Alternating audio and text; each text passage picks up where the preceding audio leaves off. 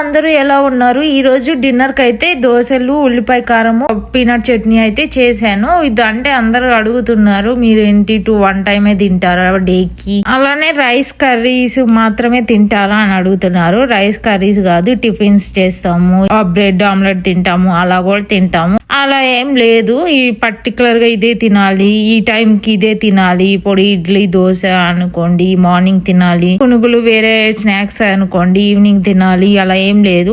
ఏ టైంలో తినాలనిపిస్తే ఆ టైంలో తింటాము. ఇప్పుడు ప్రెసెంట్ అయితే డిన్నర్ కి అయితే తీసాను దోశలు. ఇదే దోశల వీడియో నెక్స్ట్ వీడియో లాగా ఛానల్ లో అప్లోడ్ చేశాను అనుకో, అది చూసి ఎవ్రీడే దోశల వీడియోసే పెడుతున్నారా అంటాడు. అంటే దోశలనే కాదు, ఏదైనా ఒక వెరైటీని నెక్స్ట్ డే కూడా అదే చూడాలి అంటే మీకు బోర్ కొడుతుంది. కాబట్టి నేనైతే వీడియో రికార్డ్ చేయను. నెక్స్ట్ టైం చేసినప్పుడు కొంచెం గ్యాప్ ఇచ్చి తర్వాత అయితే ఛానల్ లో అప్లోడ్ చేస్తాను. ఇప్పుడు ఎన్ని టైమ్స్ తింటాము పర్ డే కి, ఏమేం చేసుకుంటాము అనేది మీకైతే ఒక క్లారిటీ వచ్చిందని అనుకుంటున్నాను. మీకు ఇంకా ఎవరికైనా ఇలాంటి డౌట్స్ ఉన్నాయి అనుకుంటే మీరైతే కింద కామెంట్ చేయండి, మీకైతే రిప్లై ఇస్తాను. Thanks for watching. Do follow for more videos.